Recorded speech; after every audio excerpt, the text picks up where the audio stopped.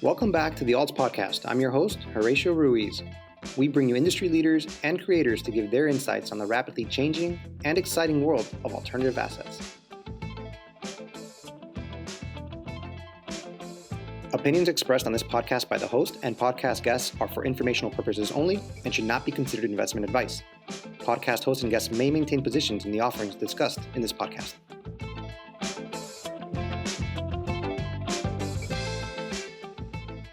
Today's guest is Amir Carlisle, co-founder of the Players Company. Amir and co-founder Sheldon Day played together in college as teammates at the University of Notre Dame. Now they've teamed up to build the Players Company DAO to mobilize the athletic community behind financial literacy and education while also addressing the racial wealth gap. Amir talks about his playing career and the influence it had on creating the Players Company. We talk about its structure, the mission, and the proof of learning concept they will implement to help communities build generational wealth. I hope you enjoy my conversation with Amir.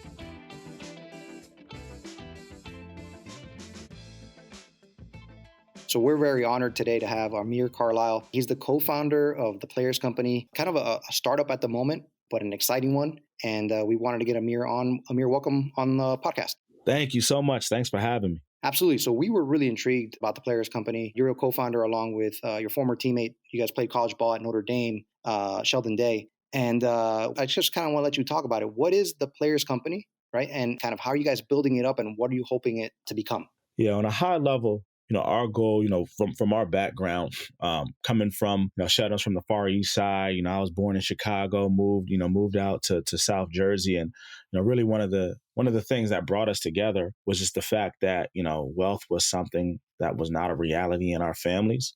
You hear this term generational wealth thrown around all the time. And it was just something that we didn't see. My family, nobody has ever passed away and been able to pass down any type of asset. The only thing people were able to pass down in my family was debt. And it was a similar situation for Sheldon's family. And so, we really came together, united under that same passion of really helping, our families build wealth and helping ourselves build wealth and really changing that trajectory. And so really, essentially, we came together, united under this common passion. And what we saw was kind of this trickle down effect. Most of us are coming from low income environments. We escalate, as athletes to the college ranks, then to professionals. But across, during this journey, we never were taught about money. We were never educated or guided on actually how to build wealth. And you see the same problems that we've seen in our community in professional sports where, guys mismanage finances. They don't have, a proper support system around them. And ultimately, after retirement, they fall on tough financial times.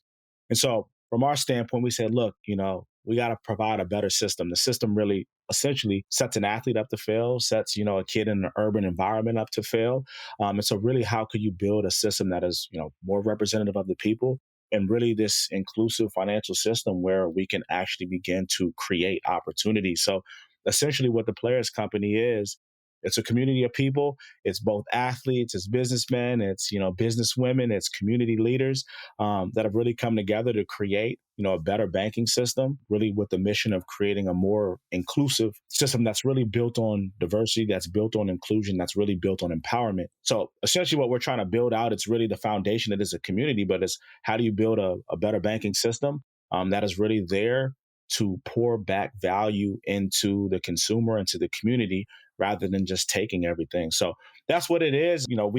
We're launching in about a month and a half, 2 months, but we'll roll out this digital banking product and we'll kind of dive into the details of how it actually operates. But it's a community-based platform that's really focused on this two-way street of value. That's fascinating, man. And something really cool to hear. I know that a lot of times when you talk about where you come from a background where maybe, you're not wealthy, right? Or a background where you're struggling. At some point you say enough is enough. I want to change this, and I want to make it better for, the kids following in my footsteps. So just kind of a big picture, right? With the Players Company, you're creating it and you want to create it as a DAO. Is that correct? Yes, that is correct. And so, with that being said, you have this governance structure. I know you guys are going to release an NFT in a couple of weeks, I believe. I don't know if it's scheduled for the February 28th.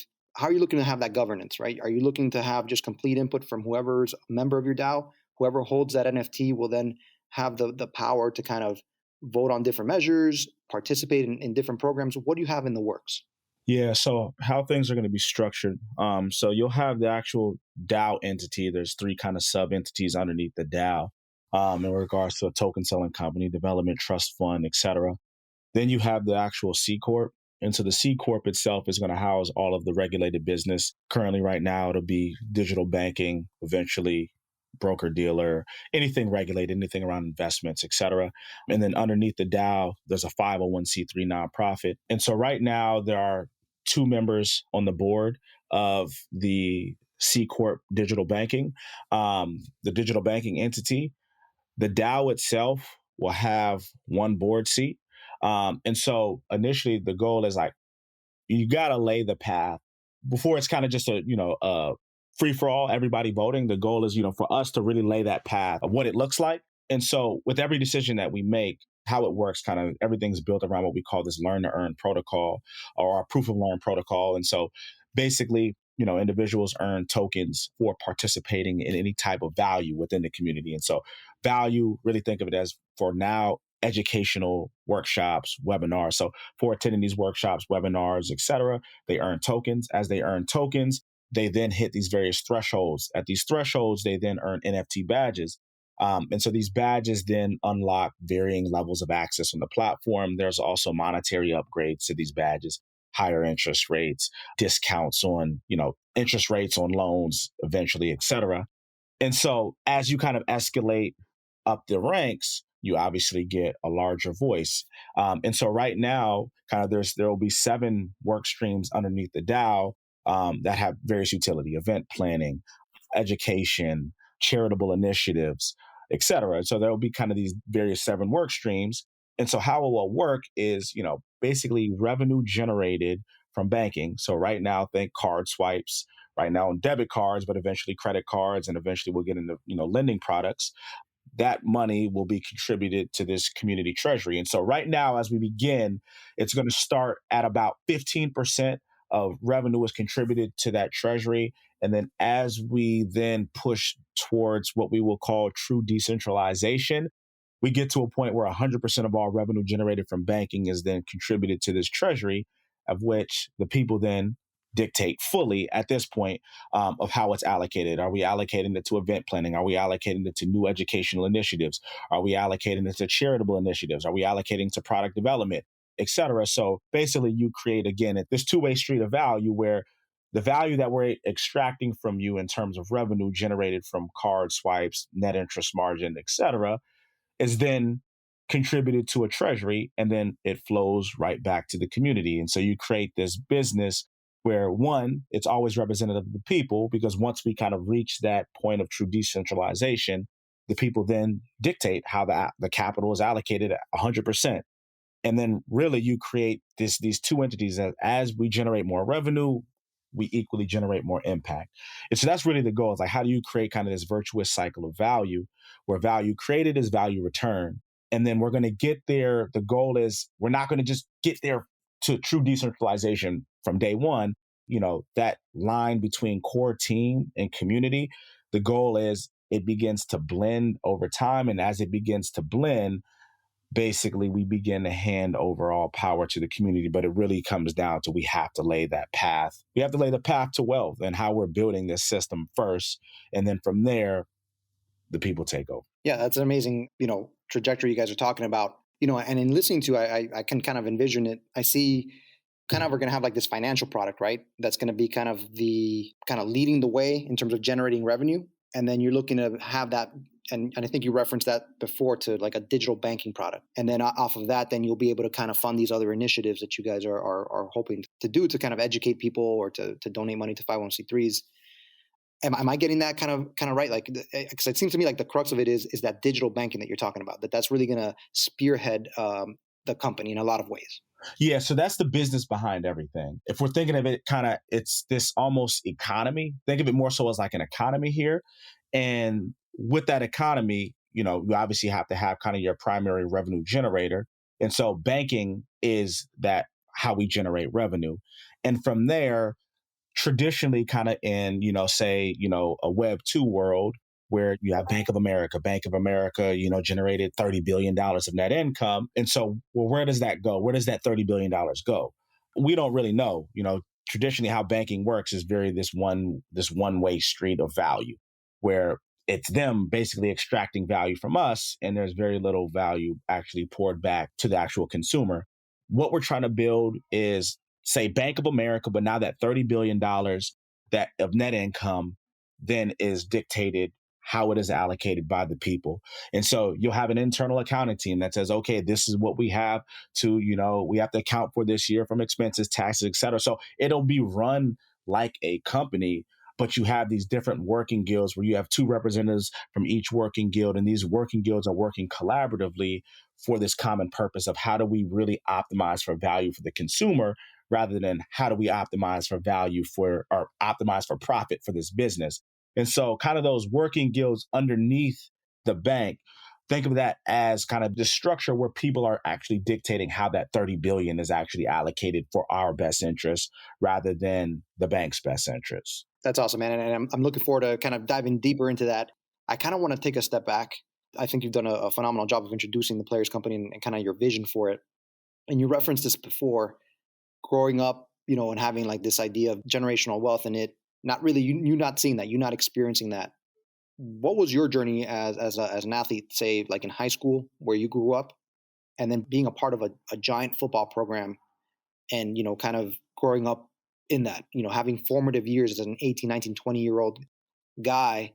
What did you see around you? And looking back on it, what are some things that you're trying to like do better or correct? Yeah, my journey through life has been able to see my parents go from we had nothing when I was younger to seeing them, accomplish things and achieve their goals and really provide, a better future for myself and my brothers, and really seeing, my dad, leading that way and leading that push and really setting that example for me. And so I was able to, get a great view into kind of what it takes to be, a high level athlete. My dad had the luxury of being able to train professional athletes when I was a kid. And so for me, I always just sat there and watched, like, seeing some of the guys that you see on Sundays work out and seeing the dedication that they, really have to the game for their personal growth, and really that commitment that they made to themselves to be great. And really for me, it was eye opening, because you saw kind of a behind the scenes of, what it actually takes to achieve those goals, what it takes to become a Division I football player or to play in the NFL or become a star player. We don't get to see kind of that behind the scenes of what it actually goes into, the hours of blood, sweat, and tears and discomfort and fighting through injuries and, everything. And so it was cool to really be able to see that, as a kid. And so, I love the game. I got into the game at a young age, but I also love the grind. That was something that I learned to love early, where, it's great. It's so fun. Like you everything that you put into, the game, manifests itself on game day. And that's where everything that you work for obviously comes to fruition. But it's the hours in the summer when you're running, liners and you're lifting weights that, you don't see. And so I learned to love that process. And so as a kid, like, so I came up, I was always really one of the top kids playing, ended up going to high school. It was funny. I went to a big football school coming out of high school. And I was the first freshman to play varsity in school history, got brought up in the playoffs. And then my mom was like, hey, I can't, school was like 55 minutes from the house. She's like, I'm not going to drive you there anymore. And so then I had to transfer to this really little school, about 500 kids, called King's Academy. And, basically, I think King's Academy had put out one Division I player in school history. Like the year before I got there, the league that we played in, we played against California School of the Deaf. And so we were pretty bad. Like it wasn't good football. It wasn't known for putting anybody out. And I remember the athletic director for the school that I was at, as a freshman said, if you transfer, you're going to commit athletic suicide. And so for me, I always was somebody that always really operated, and still to this day, operated with a chip on my shoulder, and I always wanted, I'm going to prove you wrong. I'm going to use any type of negativity, as fuel to the fire. And so from there, I just worked hard, had the opportunity to really work with my dad, and he trained me. And, I made that commitment to the same commitment that I saw the guys made to themselves when I was a kid. I made that commitment to myself. I said, I want to be something. I want to play Division I football. And so from there, I got my first offer at Stanford, my sophomore year of high school, ended up At the time, I had, set the record for most rushing yards in county history. Went to USC. From there, it was again, you start from zero again. It's like, man, you build yourself up, you become, a top recruit All American. Now you're back to, ground zero. And then from there, again, it was always kind of this up and down adversity. And that's something that, I think is, without even diving too deep into it, but it's really adversity is what makes people successful. It's learning how to deal with adversity and how to respond to it. And so got to USC, I was one of the first freshmen going into week one to start as a running back, got hurt 2 days before the game, came back, played my true freshman year. Next year, I was going to be like the quote unquote guy and be the starter. Then my family moved. I transferred to Notre Dame. I was feeling great. I was like on my high horse. I was coming off, I was about to be the star running back at USC, and I was like, I'm about to be the star running back at Notre Dame. Came in, broke my ankle the first 2 weeks of winter workouts. Another piece of adversity, another obstacle that I had to overcome. And to make it matters even worse, I had got permanent nerve damage. And so I wasn't able to feel from my knee down through my toes at all. And like, even to this day, like I can't feel the bottom of my foot. And so again, I was out a year and a half, came back. I wasn't the same. I ended up playing that second year, started the first 3 games, did really well, fumbled. Another obstacle that I had to overcome. After I fumbled, I got benched for that year, and it was rough, like ups and downs. I lost all confidence. I was dropping passes. I really felt like I just had lost all confidence in kind of that sense of self-belief. From there, they moved me to wide receiver the next year. Another obstacle. I had dropped like 5 out of the 8 targets I had that year, just due to a loss of confidence. And, from there, it was like, okay, like, how do I respond again? They moved me to receiver. Really, the goal was really, okay, he dropped 5 out of 8 passes. We'll move him to receiver. He'll continue to drop passes, and we won't have to play him anymore. From there, I was like, okay, how do you respond? Chip on your shoulder. How do you prove him wrong? Ended up starting my last 2 years, signed an NFL contract as undrafted free agent with the Cardinals. It really experienced my dream of putting an NFL jersey on. But from there, it was like, now, okay, now I finished, I stopped playing in 2019, and it was back down to the bottom of the totem pole again. And so now it's about, that same chip on the shoulder, trying to prove people wrong. Now, in this sense, it's about how do I bring kind of all of that experience of really dealing with adversity as an athlete to, this next business venture, and really fueling the passion of really helping people and providing, this better system to impact and build wealth. And then also really just, carrying over how to deal with problems. Because that's something that as an athlete, we discount, but it's a lot of ups and downs. There's so many different ups and downs that you have to deal with that translate directly to what you have to deal with in real life. And so for me, it was about understanding how to now, really channel what I learned throughout my entire journey to now pour that into this next venture and pour that into, becoming a businessman, creating an identity outside of the sport.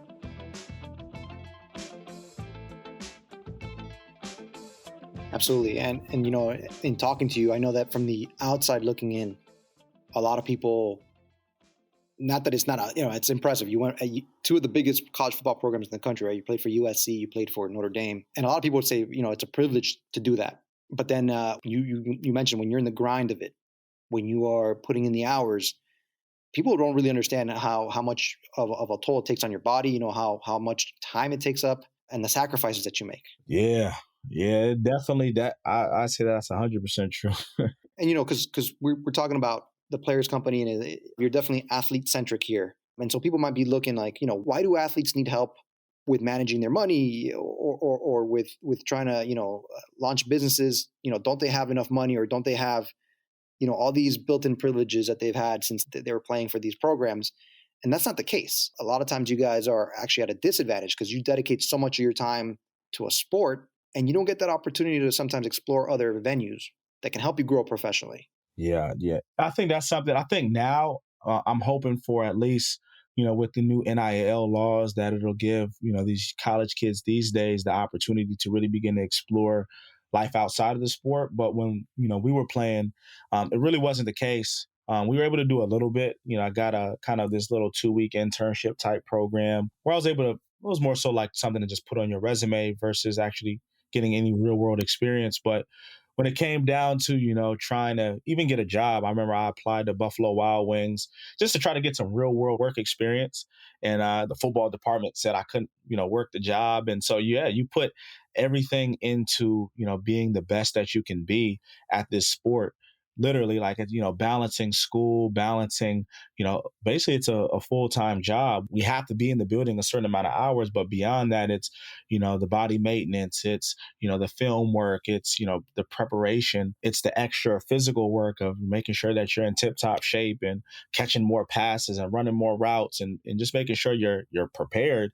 And then kind of, thinking of it from a more zoomed out lens, we commit ourselves to the game at that high level for, since we're 10, 11, 12 years old. And so, shoot, like, I played from age 10 to age 26. I was 16 years of my life where, you know, my one focus was how could I be the best football player I can be? And even, and like, again, kind of taking it back to the system around me really didn't even allow me to, look outside of that focus and really begin to even diversify my interests. And so only thing you're focused on is football, football, football. And so, as you escalate the ranks, one of the things that, we're not taught in our educational system is money. We're not taught, at a young age, we're not taught in high school, college. And so really you leave these individuals who, many of which are coming from low income environments, to really fend for themselves. You got to figure out, you got a lot of money now, but you got to figure out what to do with it. And it's foreign. It's like, I don't know what a W-2, a W-9, I don't really even know what a stock or a bond or anything is. And so now, you really leave the athlete extremely vulnerable to the people around them. And so, sometimes an athlete gets a great team around them and that team is really there to develop and they do what's in the best interest of that athlete. And, they're able to learn along the way and they're able to translate their dollars into wealth. Other times you have people who are taken advantage of and ultimately fall on hard times. And then you have a lot of people that are in the middle that just get very mediocre advice and guidance. And really, again, they're just, the advisor has the incentive and not to their own fault. Advisors have families to feed. And so at the end of the day, when it comes down to it, they need to make their 1% fee. And so, you might have an advisor that doesn't want to tell a player, hey, you're spending too much money right now because, typical athletes sometimes they're like, well, don't tell me what to do. It's my money and fire you. And so now it's like, okay, the athlete's got to figure it out. And it's really a lot of times by trial and error. And again, the NFL does stand for not for long. And you don't know that last down that you play. When I played my last down, I had no clue. And so now, shoot, your career ends and you don't figure it out yet. Income shuts off. You have no passive income. You have more debt. You really don't own anything. And it's like, well, dang, it's too little too late now. And so that's what really happens, on its simplest level. It comes down to the team, around the actual athlete. And again, it comes down to the system, the structure around how do we actually help an athlete, establish a criteria on how to find a good advisor or how to, invest or, how to, do these good financial practices. But beyond that, it's really about actually, how then do you educate and guide and support? Because what, was traditionally happening was bad spending habits in their career, income shuts off, extreme drawdown on savings, and now you have a tough time figuring out what to do next. And that's a piece that I think isn't talked about enough, but I'm glad, athletes are starting to have that conversation around mental health. But, that identity issue is huge. I mean, you got to think about like, even just like the adrenaline rush you get from going out in a stadium and 85,000 people are screaming for you. And these people who want to shake your hand and get autographs, and then your career is over one day randomly, might be an injury, it might be someone didn't want to pick you up. And now the same people that were shaking your hand and screaming for you don't answer your call.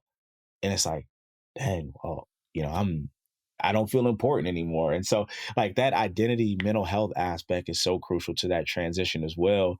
And I think it takes it back to how can we, provide a better system to help an athlete even just figure out what they're interested in outside of the sport and not have these blinders on and destigmatize that for you to be a good player, all you have to do is just focus entirely on the sport.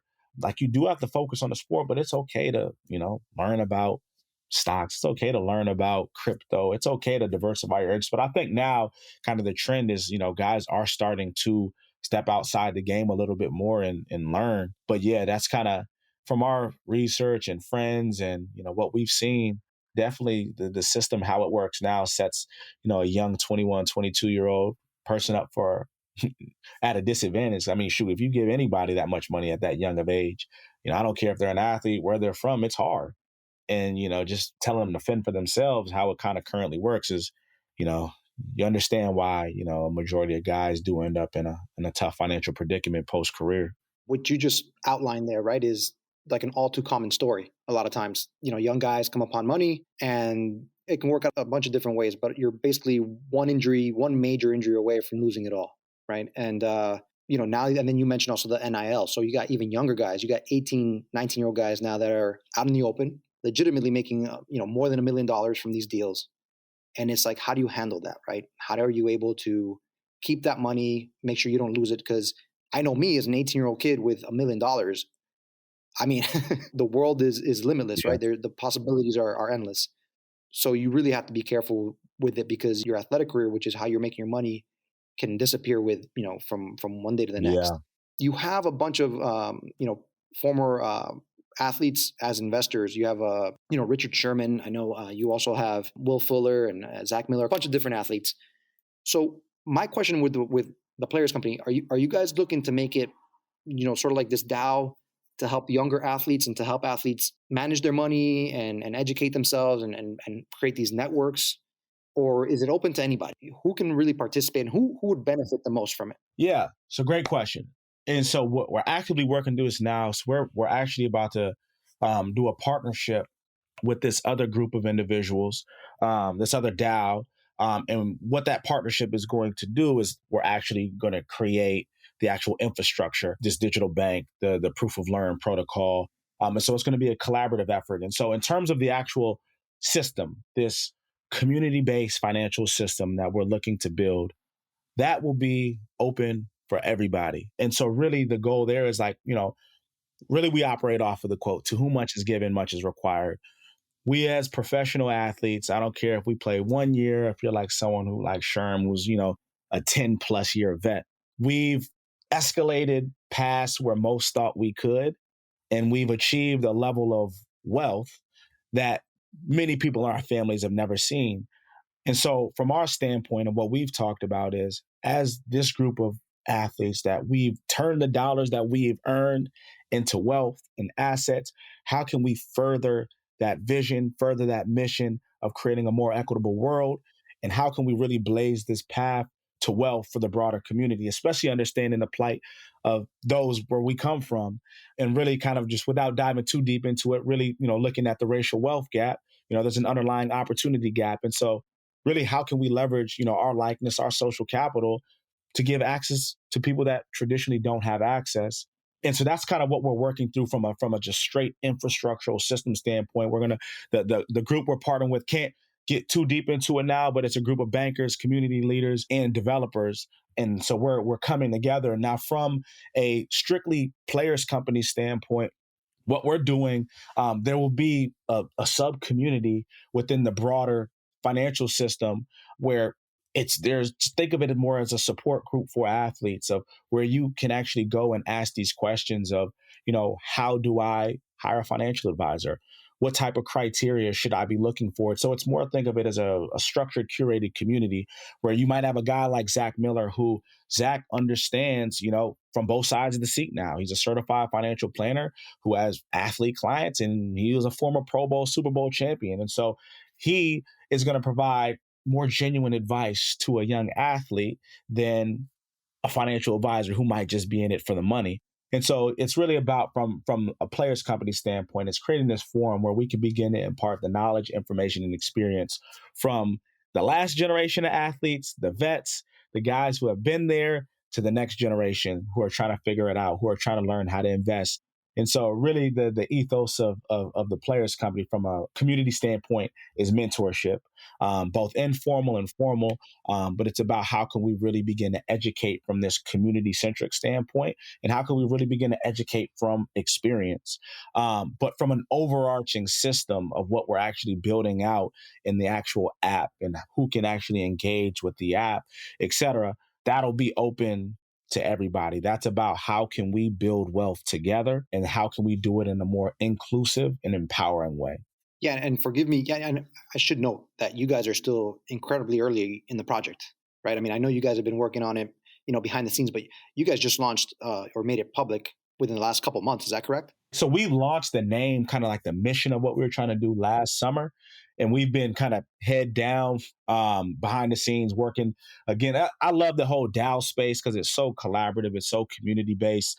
And so we've been working with a couple different DAOs on actually building out the product. And so we'll probably be, we'll have kind of the initial beta live probably around, I'd say April, mid-April, that will be live. But yeah, definitely super early in this.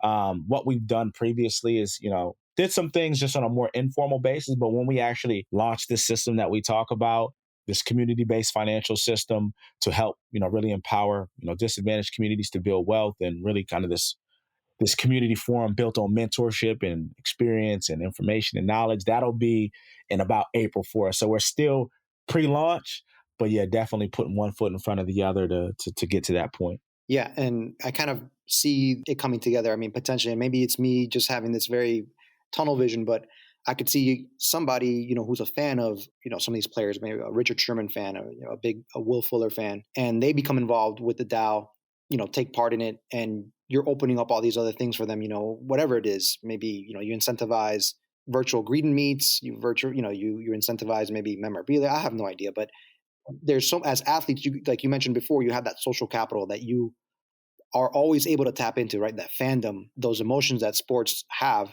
to kind of get a broader community involved in the project that you guys are working on. Yeah. And so again, that's to the point of like, how can we leverage the social capital of professional athletes for access to the broader community? And that's what it's really about. It's guys like Will and Sherm, and, having conversations with Will and talking about, the reality of kids in Philadelphia. It's a sad reality where, you're talking about, kids in a classroom, and it's 40 kids in a classroom with 20 textbooks. And so it's like, how can, having these conversations behind the scenes of as an athlete beyond, giving capital, but how can we capitalize people that need it within these communities? And so, yeah, most definitely in terms of doing Q&As, because a lot of these, that's, another part of this is like, how do you humanize athletes? Like, everybody just sees, us with a helmet on and a jersey on, and you almost kind of forget now, especially now with sports betting and how popular fantasy sports are, you almost forget that, these are real humans at the end of the day with families and passions. And, it's really about humanizing athletes. It's like, Sherm is an awesome real estate investor who has a ton of experience that he can pass down to not just the next generation of athletes, but to anybody on how to invest in real estate. Or you got guys like Kelvin Beacham, who literally is probably one of the best venture capital investors I've ever seen, and how to evaluate companies and how to build teams and how to build companies. He's got an amazing knowledge base on that. And so really, again, it's about, leveraging that social capital. And it's also about humanizing athletes and leveraging their knowledge to educate the broader community. But again, it's really about us as a community of athletes really blazing this path to wealth for, people that traditionally haven't had that opportunity.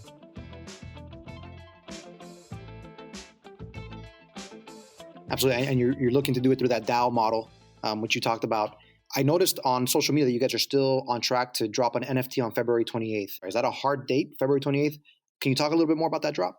Yeah, so, I would never like to lock myself in. It's a soft date. However, things are moving forward towards that date. Artwork, everything is coming together. How important is that NFT drop going to be for the Players Company moving forward? Yeah, so that NFT drop is huge for us. One, it allows us to align with our community socially and economically from a community standpoint and from a governance standpoint.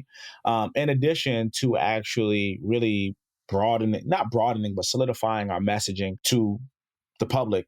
And so really what the NFT, how it's going to operate, there's 3 membership tiers. You have Doe, Bread, and Green. And what we've done, in honor of Black History Month, we partner with 3 Black artists. And each of these artists, basically, what we said to them is like, here kind of is the mission. This is what we're doing, but make a piece of art that signifies to you or symbolizes a journey to wealth. And so it's really cool because the artists have very different styles. One's a 3D artist. The message behind his art is Afro-liberalism. One is more kind of a 2D cartoonist, think more your traditional NFT. And the third girl does kind of this multimedia hybrid where it's digital and a real life picture. And so it's really cool because each of them have come up with a very different image of what wealth means to them. And so really kind of that it embodies our overarching message that, wealth no longer has this stereotypical image. It doesn't have to be, a man sitting there in a suit. It could be a kid from an urban community in a hoodie. It could be, a girl from the suburbs. But really, embodying that wealth looks like us, and we all have the opportunity because really seeing, representation is huge. One of the reasons, Sheldon talked about it in this article, but you come from these impoverished environments and you really see rapping or playing sports as really the only means to make it out. And if you don't make it out, you turn to the street.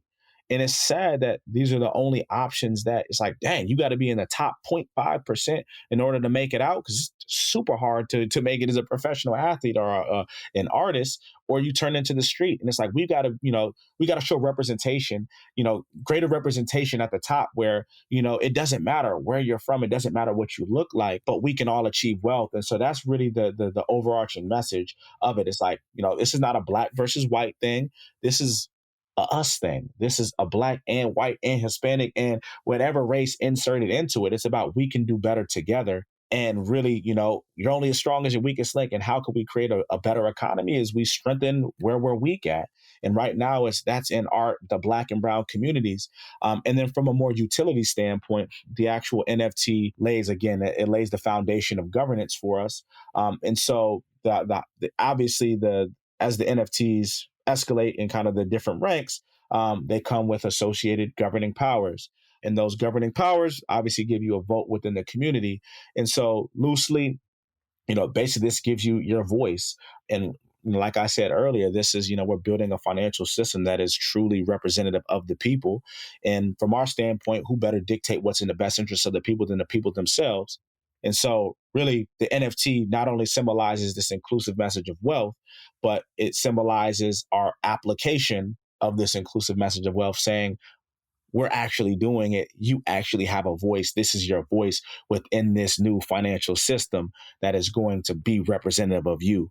And so that's kind of, the messaging behind the actual NFT. It's interesting, you get a lot of, you get pushback, another celebrity athlete, NFT, but, this NFT is tied to a real product that generates real revenue. And at the end of the day, our goal is to provide real value. So that's really, kind of the messaging, kind of what we're thinking around the NFT. That's great. And you did provide some information on the NFTs, the artists and kind of what they represent. Do you have any details on like how many NFTs there will be and how and where it will be available, how much it will cost to mint, anything like that? Yeah. So, TBD on actual pricing. However, there will be 3,000 of the actual NFTs. It'll be 2,000 of kind of the lowest tier, 750 of the mid tier, and then 250 of the top tier. And so the top tier will actually give access to a product that will be rolling out in the fall. And so that product will be centered around basically alternative investing. So think of it as kind of this community-based investment product where you're able to invest alongside of your favorite professional athletes. And so again, from a deal flow access standpoint, what we're doing is, just leveraging this community for access to better opportunities.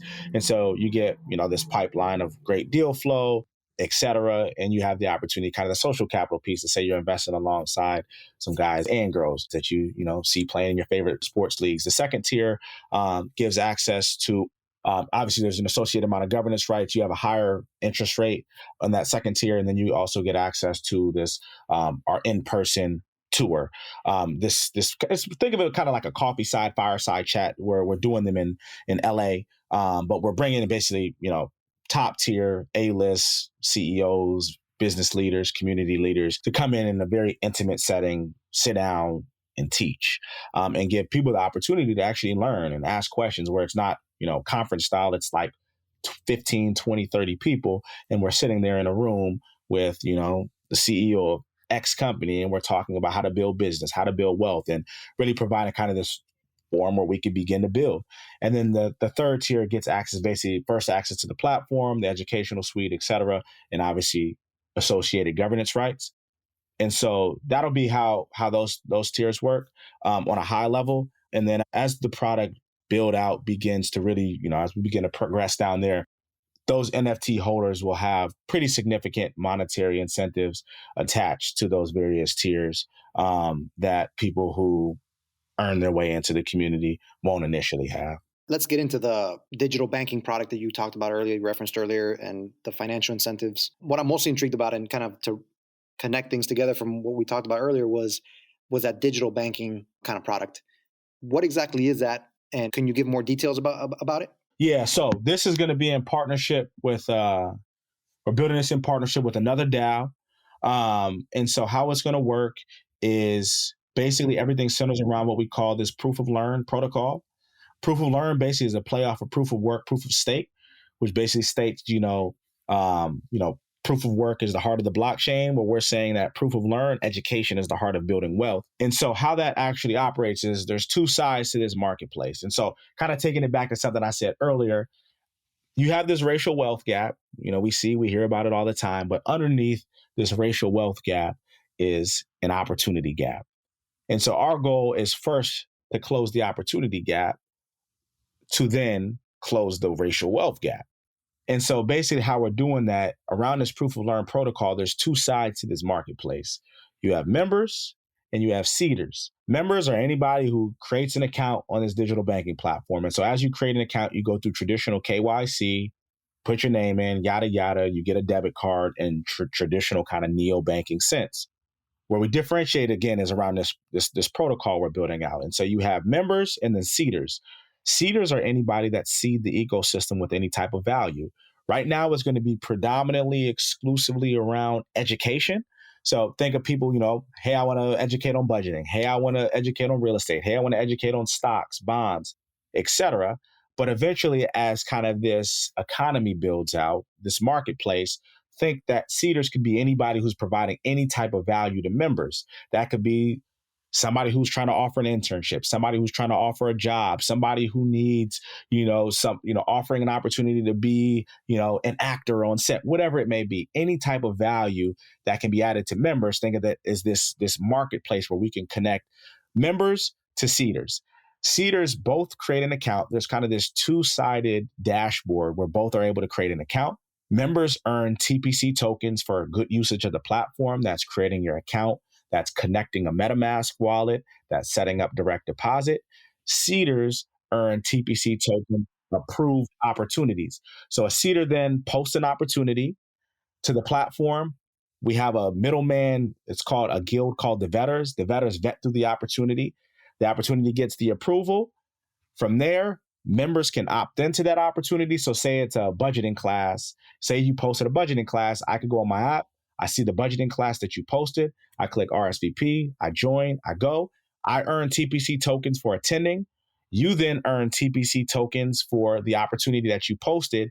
And then there'll be an extra incentive for how your opportunity performs.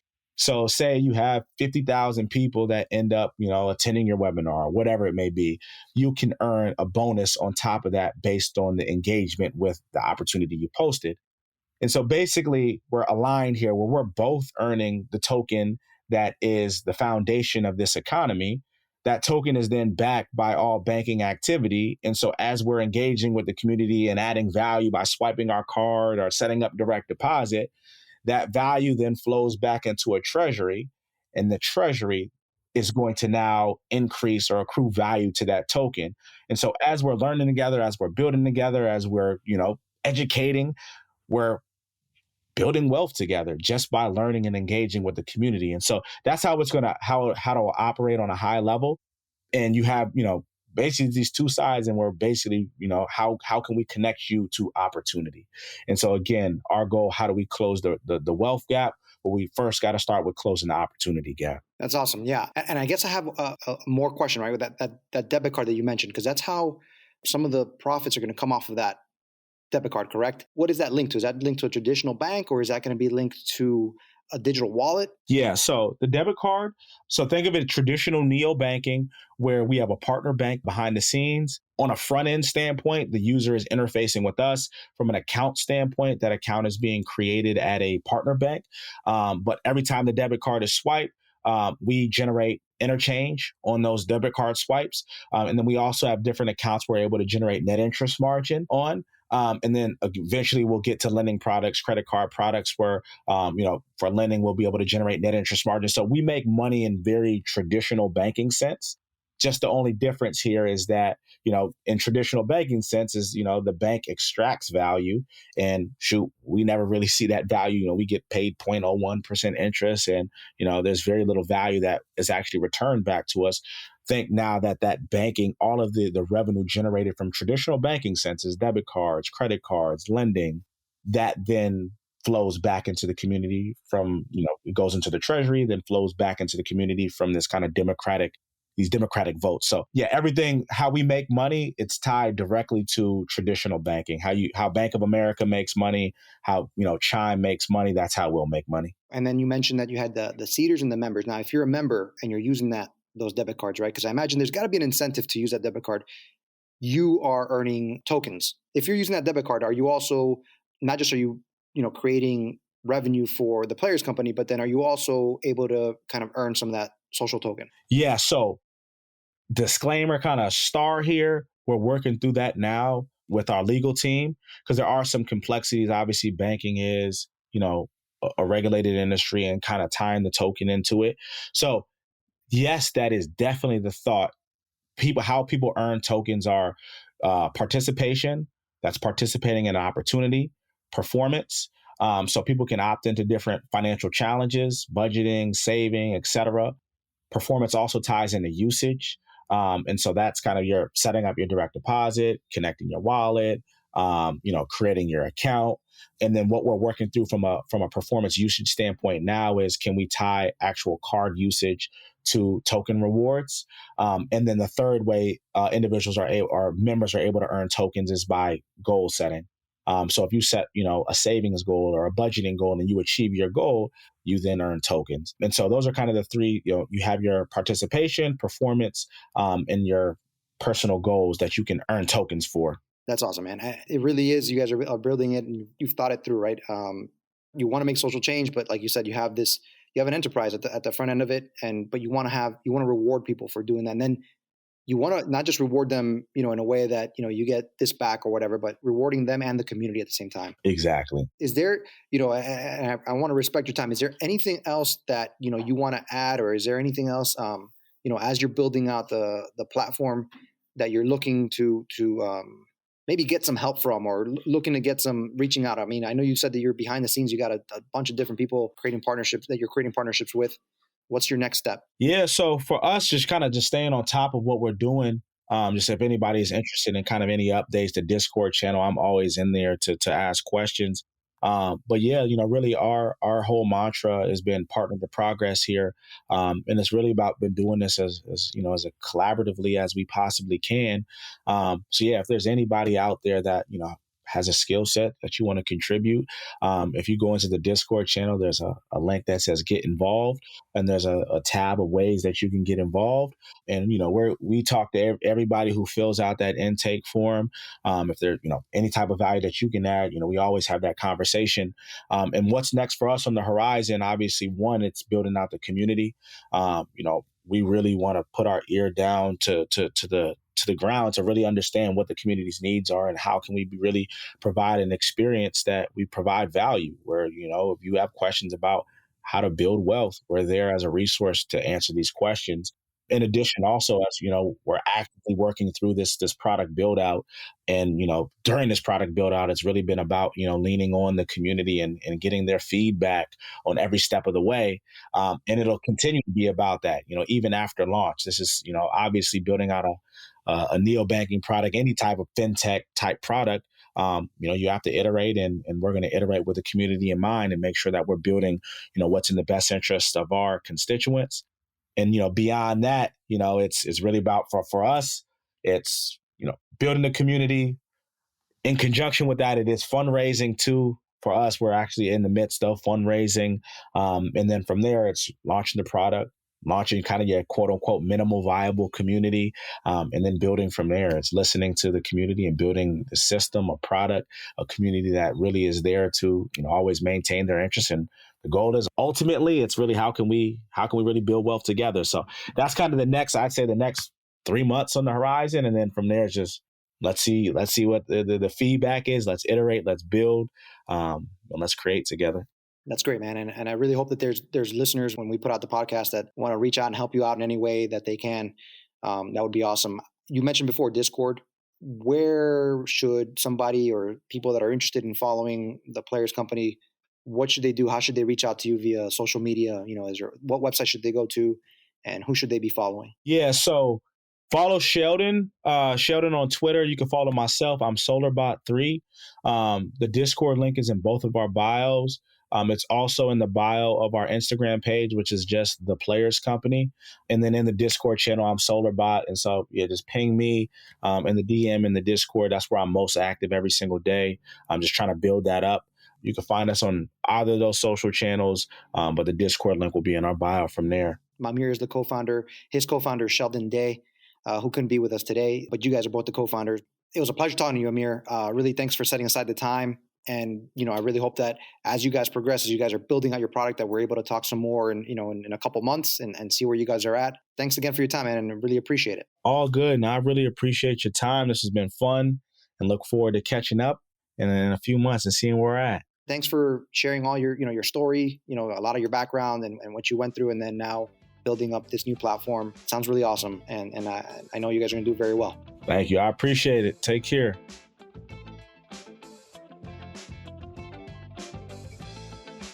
This is an exciting time to be building in the crypto space and creating DAOs. Today I heard from Amir and his experiences that made him want to create a community built around building wealth and changing lives. He's in many ways an embodiment of a new players movement to impact social change. I know Amir and Sheldon will be incredibly successful by taking the grind from the field to the business space. If you enjoyed today's podcast, let others know about it. We find our guests so interesting and knowledgeable, and I know others will too. Or leave a review or hit the follow button. Until next episode, take care.